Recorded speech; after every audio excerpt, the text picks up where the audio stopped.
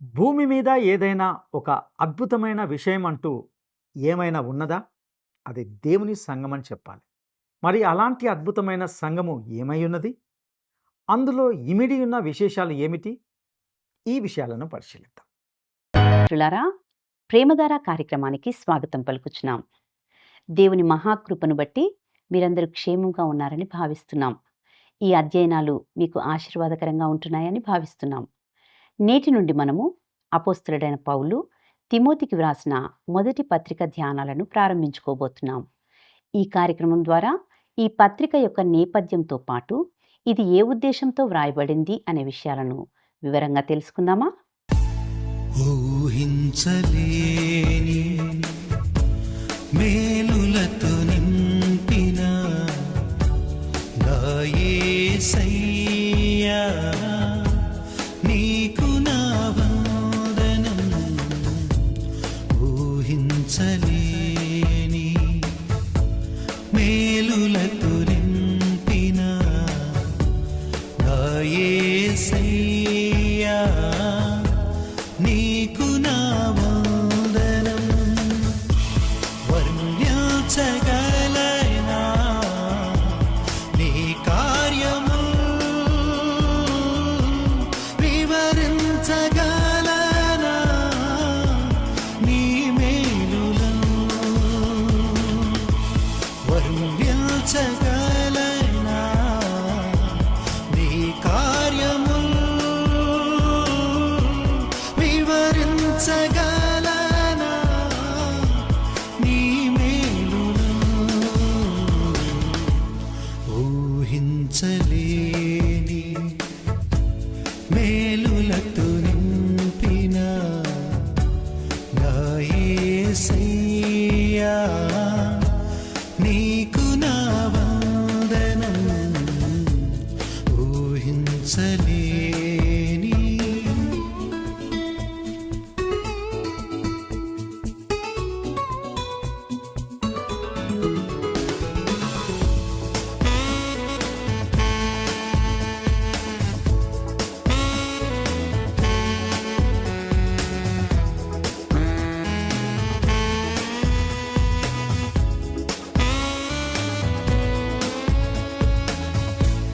మేలులతో నా హృదయం తృప్తిపరచినావు.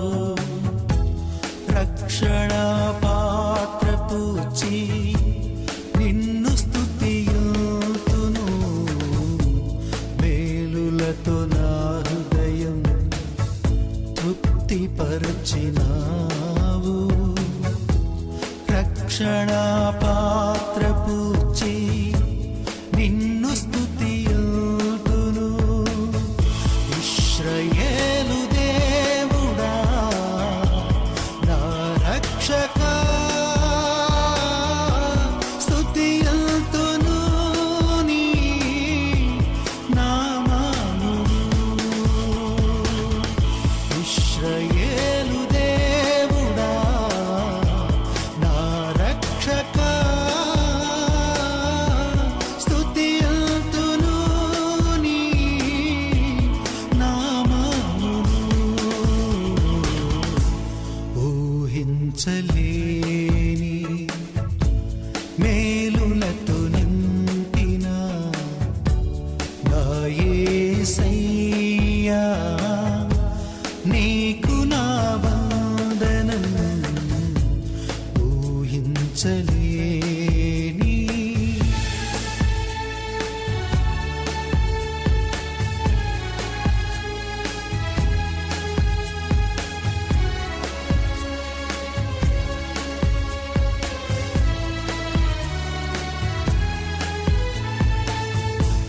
నా దీన స్థితిని నీవు మార్చినావు. నా జీవితానికి విలువనిచ్చినావు. నా దీన స్థితిని నీవు మార్చినావు. నా జీవితానికి విలువనిచ్చినావు.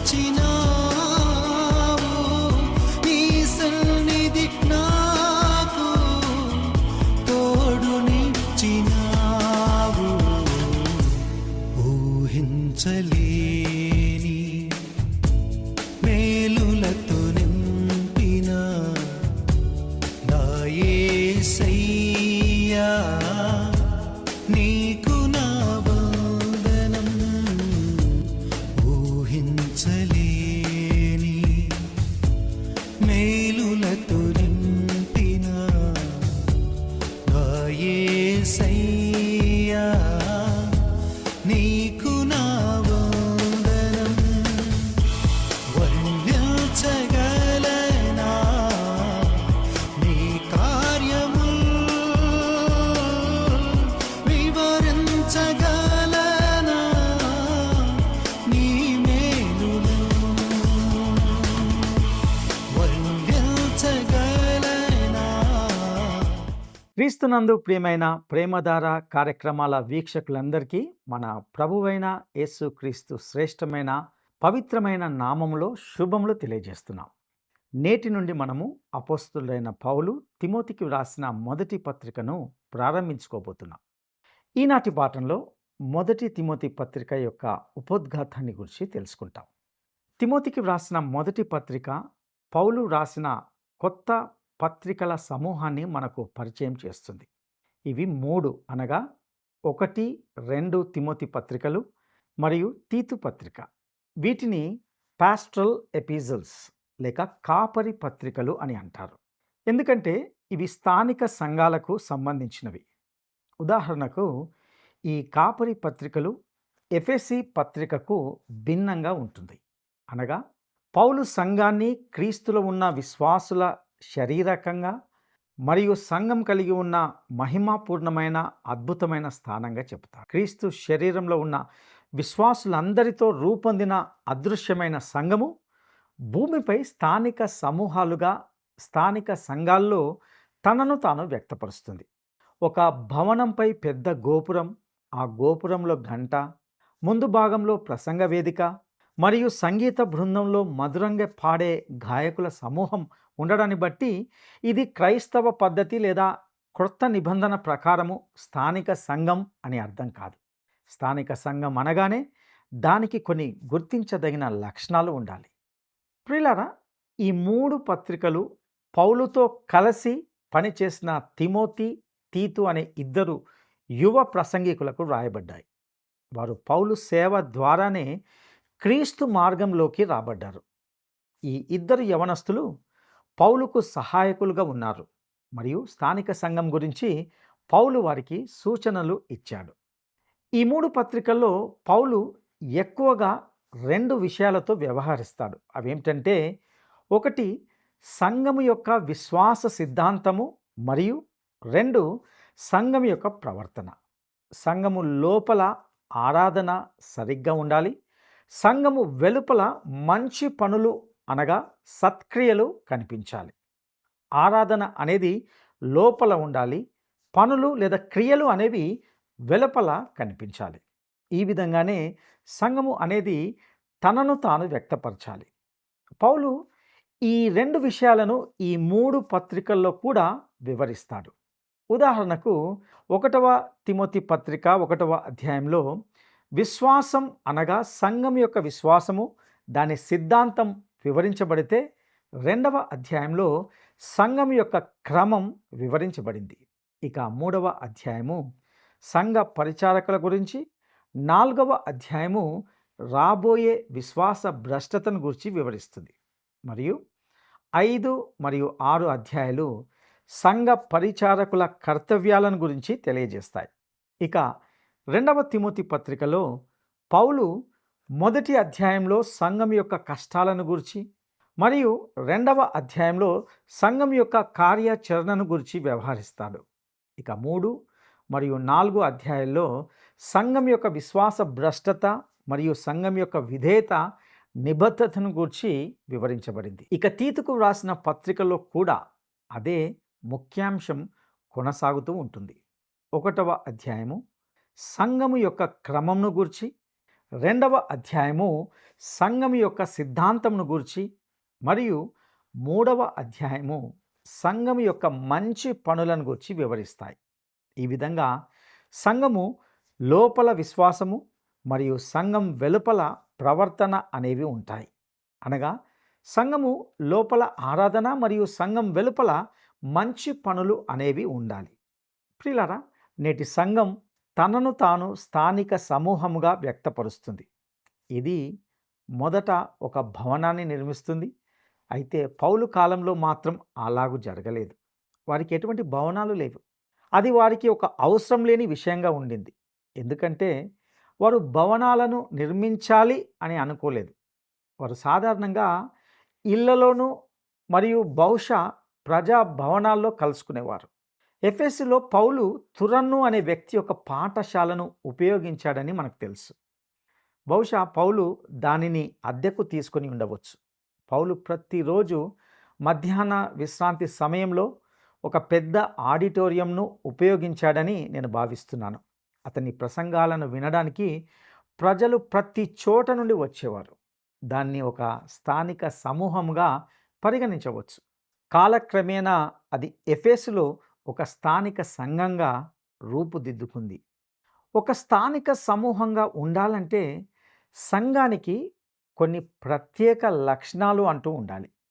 దానికి విశ్వాస ప్రమాణాలు ఉండాలి మరియు దాని సిద్ధాంతం ఖచ్చితత్వంతో ఉండాలి. ఈ పత్రికల్లో పౌలు సందేశాన్ని సంగ్రహించే 2 వచనాలను మనము గమనించగలం. అందులో మొదటిది మొదటి తిమోతి పత్రిక 1వ అధ్యాయము 3-4 వచనాలు. నేను మాసిదోనియాకు వెళ్ళుచుండగా సత్యమునకు భిన్నమైన బోధ చేయవద్దనియు, కల్పనా కథలను, మితము లేని వంశావళులను, విశ్వాస సంబంధమైన దేవుని ఏర్పాటుతో కాక వివాదములతోనే సంబంధము కలిగి ఉన్నవి గనుక వాటిని లక్ష్య పెట్టవద్దనియు కొందరికి ఆజ్ఞాపించుటకు నీవు ఎఫెసులో నిలిచి ఉండవలెనని నిన్ను హెచ్చరించిన ప్రకారము ఇప్పుడును హెచ్చరించుచున్నాను. ప్రియులారా, దీని భావం ఏమిటంటే ఒక సంఘము సరైన సిద్ధాంతాన్ని కలిగి ఉండడం ఎంతో ముఖ్యం. ఒక గొప్ప భవనం ఉండడం వల్ల అది స్థానిక సంఘం అవుతుందని నా ఉద్దేశం కాదు. ఇక రెండవదిగా పౌలు ఈ యువ ప్రసంగికుడికి మరలా ఇలా చెప్తున్నాడు. మొదటి తిమోతి పత్రిక 3వ అధ్యాయము 15వ వచనం. అయినను నేను ఆలస్యం చేసిన ఎడల దేవుని మందిరంలో అనగా జీవం గల దేవుని సంఘములో జనులు ఎలాగూ ప్రవర్తింపవలెనో అది నీకు తెలియవలెనని ఈ సంగతులను నీకు వ్రాయిచున్నాను. ఆ సంఘము సత్యమునకు స్తంభమును ఆధారమునై ఉన్నది. ప్రియులారా, స్థానిక సంఘం అనేది క్రీస్తు శరీరంలోని సభ్యులైన విశ్వాసులతో రూపొందింది. వారు సరిగ్గా పనిచేయడానికి వారికి నాయకత్వం అవసరం. ఎవరో ఒకరు ఆ ప్రదేశాన్ని శుభ్రం చేయడానికి, నడిపించడానికి నియమించబడాలి. ఈ విషయాలు అత్యవసరమైనవి. అలాగే ఒక సంగీత బృందం మరియు పాటలను నడిపించే ఒక నాయకుడు ఉండడం మంచిది. దీనికి తోడు పౌలు సంఘము క్రమంగా నడవడానికి పరిచారకులు, నాయకులు అవసరమని కూడా చెబుతున్నాడు. పరిచారకులు ఉండాలి మరియు వారు కొన్ని అవసరాలను తీర్చాలి. సంఘము క్రమబద్ధంగా పనిచేయాలి మరియు తన సత్క్రియల ద్వారా సమాజంలో తనను తాను వ్యక్తపరచాలి. దురదృష్టవశాత్తు ఈ రోజుల్లో ఇది చాలా ప్రదేశాల్లో కేవలము ఆదర్శవాదంగానే ఉంది. ఎందుకంటే స్థానిక సంఘము ఎల్లప్పుడూ తాను ఏమి వ్యక్తపరచాలో దానిని వ్యక్తపరచడం లేదు. ఈ కాపరి పత్రికల నుండి 3 విభిన్న రకాల సంఘ పరిపాలన విధానాలు వచ్చాయి మరియు ఇవి గొప్ప డినామినేషన్లలో అనగా సంఘ శాఖల్లో ఉపయోగించబడ్డాయి. పూర్వకాలంలో సంఘాలు సిద్ధాంతంపై ఎక్కువగా విభేదించకపోయినప్పటికీ సంఘ పరిపాలన విధానంపై చాలా విభేదించాయి. అంటే స్థానిక సంఘం ఎలా పని చేయాలి అనేది. ఈ 3 కాపరి పత్రికల నుండి 3 విభిన్న సంఘ పరిపాలన విధానాలు ఎలా వచ్చాయి అనేది ఆశ్చర్యపరుస్తుంది. కానీ అవి రావడమే కాదు, మనుగడలోకి కూడా వచ్చేసాయి. అవేమిటో ఒకసారి గమనిద్దాం. ఒకటి ఎపిస్కోపల్ లేదా బిషప్ పరిపాలన విధానం. ఇందులో ఒక వ్యక్తి లేదా అంతకంటే ఎక్కువ మంది పై స్థాయిలో అధికారంలో ఉంటారు. ఉదాహరణకు రోమన్ క్యాథలిక్ సంఘం ఆ వ్యక్తిని పోప్ అని పిలుస్తుంది. ఇతర సంఘాల్లో అతన్ని ఆర్చ్ బిషప్ అంటారు. అనేక నాయకులు ఉంటే వారిని బిషప్స్ అంటారు. ఇంగ్లాండ్ సంఘము మరియు ఇతర సంఘాలు ఈ ఎపిస్కోపల్ అనగా బిషప్ పరిపాలన విధానాన్ని అనుసరిస్తాయి. వారు స్థానిక సంఘం వెలుపల ఉన్న పై అధికారులచే నియంత్రించబడతారు. ఇక రెండవదిగా ప్రెస్బిటేరియన్ లేదా ప్రతినిధి పరిపాలన విధానం. స్థానిక సంఘం తన సభ్యుల నుండి పరిచారకులుగా ఉండడానికి కొందరిని పెద్దలుగా మరియు డీకన్లుగా ఎన్నుకుంటుంది, మరియు స్థానిక సంఘం యొక్క పరిపాలన వారి చేతిలోనే ఉంటుంది. దురదృష్టవశాత్తు స్థానిక సంఘానికి పైన ఒక సంస్థ ఉండి ఆ సంస్థ ఆ స్థానిక సంఘాన్ని నియంత్రించగలదు. ఇక మూడవదిగా కాంగ్రిగేషనల్ లేదా సమాజ పరిపాలన విధానం. ఇది ఎపిస్కోపల్ బిషప్ పరిపాలనలకు పూర్తిగా వ్యతిరేకమైనది. కాంగ్రిగేషనల్ అనగా సమాజ పరిపాలన విధానం అనగా ప్రజలే నిర్ణయాలు తీసుకునేవారు మరియు వాస్తవంగా వారు తమ నియంత్రణలోనే ఉంటారు. సభ్యులను స్వీకరించడం మరియు స్థానిక సంఘానికి సంబంధించిన ప్రతి దానిపై మొత్తం సంఘం ఓటు వేస్తుంది. ఈ మూడు పరిపాలన విధానాలు కాపరి పత్రికల్లోని వాక్యాల నుండి ఎలా వచ్చాయని మీరు ఆలోచిస్తూ ఉండవచ్చు. కొన్ని పదాలను విభిన్నంగా అర్థం చేసుకున్నారనేది స్పష్టంగా మనకు అర్థమవుతుంది. మనము ఈ పత్రికలను అధ్యయనం చేస్తున్నప్పుడు ఈ విభిన్న వివరణలను గమనించడానికి ప్రయత్నిద్దాం. ఒక ఆసక్తికరమైన విషయం ఏమిటంటే, ప్రారంభ దినాల్లో ఈ మూడు పరిపాలన విధానాలు సరిగ్గానే పనిచేస్తున్నట్లుగా కనబడ్డాయి. కానీ ఇటీవల కాలంలో ఈ మూడు విధానాలు కూడా సమస్యల్లో పడ్డాయి. అవి ఇంతకు ముందులాగా పనిచేయడం లేదు. ఈ మూడు విధానాల్లో ఉన్న వ్యక్తులు అంతర్గత వివాదాలు, అస్తవ్యస్తత మరియు విభేదాలు ఉన్నాయని చెబుతుంటారు. అసలు ఇంతకీ సమస్య ఏంటి అని అడిగితే వెంటనే ఎవరో ఒకరు పరిపాలన విధానమే సమస్య అని అంటారు. ఇది ఒక ఆసక్తికరమైన ప్రశ్న. ఎందుకంటే ఈ దేశంలో మనకు ప్రజా ప్రతినిధుల రూపంలో పౌర ప్రభుత్వం ఉంది. ఇది సంఘ పరిపాలన విధానాన్ని అనుసరించి రూపొందించబడింది. చూడండి, ప్రారంభ వలస రాజ్యవాసులు రాజులను వద్దనుకున్నారు, ఎందుకంటే అది మాత్రమే వారికి తెలిసిన ప్రభుత్వ పాలన విధానం. మరియు వారు రాజుల పాలనతో విసుగు చెందారు. వారు నిరంకుశ ప్రభుత్వాన్ని వద్దనుకున్నారు మరియు ప్రజలు పాలించడానికి కూడా వారు ససేమిరా ఇష్టపడలేదు. ఈరోజు స్థానిక రాజకీయ నాయకులు అందరికీ ఓటు హక్కు ఉంది అని మాట్లాడడం ఇది మీకు విచిత్రంగా అనిపించవచ్చు. వలస రాజ్య కాలంలో స్త్రీలు ఓటు వేయలేదు. భూస్వాములు కానివారు అనగా భూములు లేనివారు ఓటు వేయలేదు. కేవలం ఆస్తి ఉన్నవారు మరియు ఒక నిర్దిష్ట ఉన్నత వర్గానికి చెందినవారు మాత్రమే ఓటు వేసేవారు. వలస రాజ్యవాసులు రాజులు తమను పాలించడాన్ని ఎందుకు వద్దనుకున్నారు? ఎందుకంటే వారు మానవ స్వభావాన్ని నమ్మలేకపోయారు. అంటే వారు ఒకరినొకరు నమ్మలేకపోయారు. మనం మాత్రం ఆ మనుషులను అద్భుతమైన రాజకీయ దేశభక్తి కలిగిన సాధువులుగా భావిస్తాం. అయితే వారు కూడా మానవులే మరియు దోషాలతో నిండినవారే. వారు ఒకరినొకరు నమ్మలేరని తెలుసుకున్నారు కాబట్టి ఒకే వ్యక్తి చేతుల్లోకి అధికారాన్ని ఇవ్వలేదు. వారు ప్రజల చేతుల్లో కూడా అధికారాన్ని ఇవ్వడానికి భయపడ్డారు. ఎందుకంటే ప్రజలపై కూడా వారికి నమ్మకం లేదు.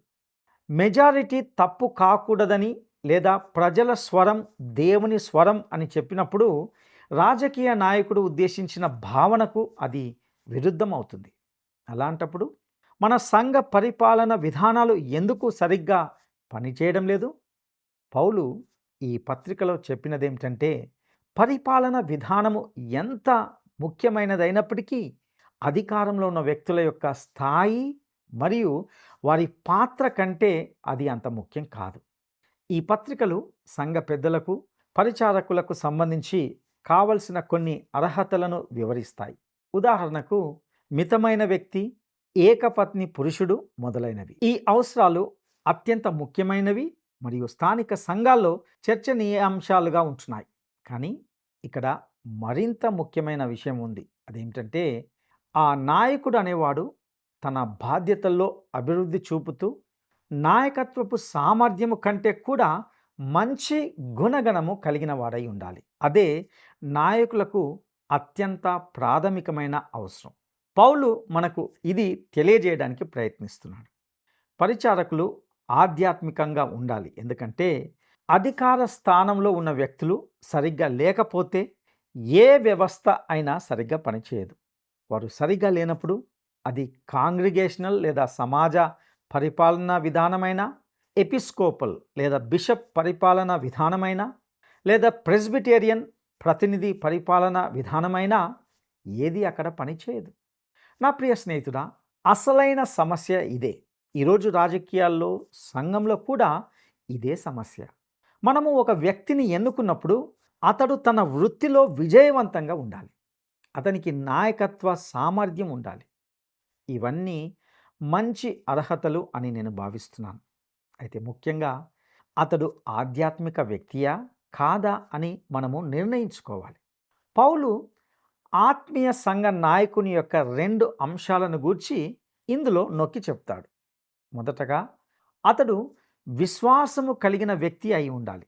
రెండవదిగా అతడు ప్రేమ చేత ప్రేరేపించబడాలి. ఈ 2 లక్షణాలు అతని జీవితంలో పని చేయకపోతే అతనికి ఎంత సామర్థ్యం ఉన్నప్పటికీ ఆ వ్యక్తి నాయకునిగా సంఘంలో పని చేయలేడు. దీనినే సరళంగా చెప్పాలంటే పరిచారకులకు ఉన్న అధికారము వాస్తవంగా అధికారం కాదు. పౌలు చెప్పేది ఏమిటంటే, మీరు సంఘంలో ఎల్డర్ అనగా పెద్దగా లేదా బిషప్ లేదా డీకన్ అయినప్పుడు మీరు ఒక పదవి కలిగి చాలా గర్వంగా మరియు అధికారంతో ఉంటారేమో. అయితే పౌలు అంటున్నాడు, మీకు నిజంగా ఎటువంటి అధికారం లేదు. ఇంతకీ ఈ మాటలో తన ఉద్దేశం ఏమిటి? అతని ఉద్దేశం ఏమిటంటే, క్రీస్తుయే సంఘానికి శిరస్సు మరియు పరిశుద్ధాత్ముడు నడిపించేవాడు, మార్గదర్శకత్వం ఇచ్చేవాడు. నాయకుడు ఎప్పుడు కూడా తన చిత్తాన్ని కలిపి ఏదైనా విషయంలో నెరవేర్చే ప్రయత్నం అంటూ చేయకూడదు. అతడు దేవుని యొక్క చిత్తం ఏమిటో కనుగొనాలి. అంటే అతడు విశ్వాసము కలిగిన వ్యక్తి అయి ఉండాలి. ప్రియులారా, అతడు ప్రేమ చేత ప్రేరేపించబడే వ్యక్తిగా ఉండాలి. దాని యొక్క అర్థము అతడు అందరితో మెత్తగా మృదువుగా మాట్లాడుతూ ప్రజలను సంతోషపెట్టే వ్యక్తిగా ఉండాలని కాదు, కానీ ఆ సంఘములో క్రీస్తు యొక్క చిత్తాన్ని అమలు చేయాలి. క్రీస్తు సంఘానికి శిరస్సు అని నిర్ధారించుకోవడమే అతని యొక్క పని. నా ప్రియ స్నేహితుడా, క్రీస్తు నేటి స్థానిక సంఘానికి శిరస్సు. మనము దీన్ని మొదటి వచనంలో చూసినట్లయితే పౌలు ఆయనను ప్రభువైన యేసు క్రీస్తు అని పిలుస్తాడు. ఆయన ప్రభువు అంటే ఆయనదే మొదటి స్థానం. ప్రభువైన యేసు తాను జీవించిన కాలంలో లూకా సువార్త 6వ అధ్యాయము 46వ వచనంలో ఇలా అన్నాడు, నేను చెప్పు మాటల ప్రకారము మీరు చేయక ప్రభువా ప్రభువా అని నన్ను పిలుచుట ఎందుకు? ప్రియులారా, ఈరోజు సంఘంలో చాలామంది ఆయన్ని ప్రభువు అని పిలుస్తారు, కానీ వారు ఆయన్ని ఎంత మాత్రము అనుసరించడం లేదు. సంఘంలో ఒక పెద్దగా, పరిచారకుడిగా మీరు క్రీస్తు చిత్తాన్ని, ఆయన ఆజ్ఞలను మరియు ఆశలను నెరవేర్చాలి. ఆయనే స్థానిక సంఘానికి శిరస్సుగా ఉన్నాడు. ఈరోజు అవసరమైనది కూడా ఇదే. అయితే ప్రియులారా, నేను మీ సంఘంలోని పరిపాలన విధానం గురించి ఎవరితోనూ వాదించడానికి సిద్ధంగా లేను, కానీ మీరు ఏది ఉత్తమమైన వాక్యానుసారమైన విధానమని భావిస్తే దానిని అనుసరించడం మంచిది. మీరు దాన్ని అనుసరించండి. అయితే ఒకటి మాత్రం గుర్తుంచుకోండి, సంఘం అనేది సరైన వ్యక్తులు ఉన్నప్పుడే అది పనిచేస్తుంది. చెడ్డ వ్యక్తులు ఉంటే అది ఎంత మంచి విధానమైనా సరే అది పనిచేయదు. ఆత్మీయత లేని సంఘ నాయకుడు ఈరోజు సంఘ యంత్రాంగంలో పరిగెత్తే వారికి ఒక అడ్డురాయిగా ఉంటాడు. అలాంటప్పుడు సంఘం యొక్క పని ఈ ప్రపంచంలో క్రీస్తును పక్కన పెట్టి అటువంటి వ్యక్తిని పైకి తీసుకువెళ్ళడమే అవుతుంది. ఇటువంటి వారిని బట్టి మనము క్రీస్తును ఎక్కువగా చూపించలేకపోతున్నాం. ప్రియులారా, మొదటి తిమోతి పత్రికలో మనము స్థానిక సంఘం యొక్క ముఖ్యాంశాలతో వ్యవహరిస్తాము. అలాగే దాని నాయకుల యొక్క లక్షణాలు మరియు సామర్థ్యాలను బట్టి సంఘము నిజంగా ప్రభు అయిన యేసుక్రీస్తు సంఘమా కాదా అని నిర్ణయాత్మక విషయాలపై దృష్టి పెడతాం. ఈ పత్రిక యొక్క క్లుప్త సంక్షిప్త సారాంశం ఏమిటంటే, సంఘ విశ్వాసమును గూర్చి మొదటి అధ్యాయంలో చూస్తాం. అనగా ఇందులో ఈ పత్రిక పరిచయం, తప్పుడు సిద్ధాంతాలను గూర్చిన హెచ్చరిక, పౌలు యొక్క వ్యక్తిగత సాక్ష్యం మరియు పౌలు తిమోతికి ఇచ్చిన ఆదేశాన్ని గమనిస్తాం. అదేవిధంగా 2వ అధ్యాయంలో బహిరంగ ప్రార్థన మరియు సంఘములో స్త్రీ యొక్క స్థానాన్ని గురించి చర్చిస్తాం. ముఖ్యంగా ఈ అధ్యాయంలో ప్రజలు ప్రభుత్వ అధికారుల కోసం చేసే బహిరంగ ప్రార్థనను గురించి, పురుషులు ఎలా ప్రార్థించాలి, స్త్రీలు ఎలా ప్రార్థించాలి అనే విషయాలను గురించి తెలుసుకుంటాం. ఇక 3వ అధ్యాయంలో సంఘాల్లోని నాయకులను గురించి, అనగా పెద్దలకు అవసరమైన అర్హతలు, పరిచారకులకు అవసరమైన అర్హతలను గురించి మరియు తిమోతికి పౌలు ఇచ్చిన నివేదికను గురించి చర్చిస్తాం. ఇక 4వ అధ్యాయంలో సంఘాలలో విశ్వాస భ్రష్టతను గురించి, అనగా విశ్వాస భ్రష్టులను ఎలా గుర్తించాలి, మంచి సేవకుడు విశ్వాస భ్రష్టత సమయంలో ఏమి చేయగలడు అనే విషయాలను గురించి తెలుసుకుంటాం. అదేవిధంగా 5, 6 అధ్యాయాల్లో సంఘములోని నాయకుల కర్తవ్యాలు, స్థానిక సంఘములోని వివిధ గుంపులకు సంబంధించి సేవకుల సంబంధాన్ని గూర్చి, ఇతరులతో విశ్వాసుల సంబంధాన్ని గూర్చి చర్చిస్తాం. ప్రియ సహోదరుడా, సహోదరి, క్రీస్తు యొక్క సంఘము విలువను, దాని ప్రాముఖ్యతను ఎరిగిన వారిగా తిమోతి పత్రిక ధ్యానాలను క్రమంగా ధ్యానించడానికి మనం సిద్ధపడదాం. ఈ పత్రిక ద్వారా లోతైన సత్యాలను తెలుసుకోవడానికి ప్రభు మీకు సహాయం చేయనుగాక. దైవాశీస్సులు. 70. ప్రియ మిత్రులారా, నేటి ఈ సందేశం ద్వారా మీరు అనేక క్రొత్త విషయాలను నేర్చుకున్నారని తలుస్తున్నాం. ఇక మీ ఆధ్యాత్మిక జీవితంలో ఏమైనా సందేహాలు కానీ, ప్రార్థన అవసరతలు కానీ ఉన్నట్లయితే క్రింద ఇవ్వబడిన ఫోన్ నంబర్కు తప్పకుండా ఫోన్ చేయండి. మీ ఫోన్ కాల్ కోసం మేము ఎదురు చూస్తూ ఉంటాం. మేము మీ కొరకు, మీ కుటుంబాల కొరకు ప్రార్థిస్తాం. దేవుని సన్నిధి మీకు తోడయుండి నడిపించునుగాక. ఆమేన్. ఈ కార్యక్రమం మీకు నచ్చిందా? అయితే వెంటనే మిస్డ్ కాల్ ఇవ్వండి. బహుమతి పొందే విజేత మీరే కావచ్చు.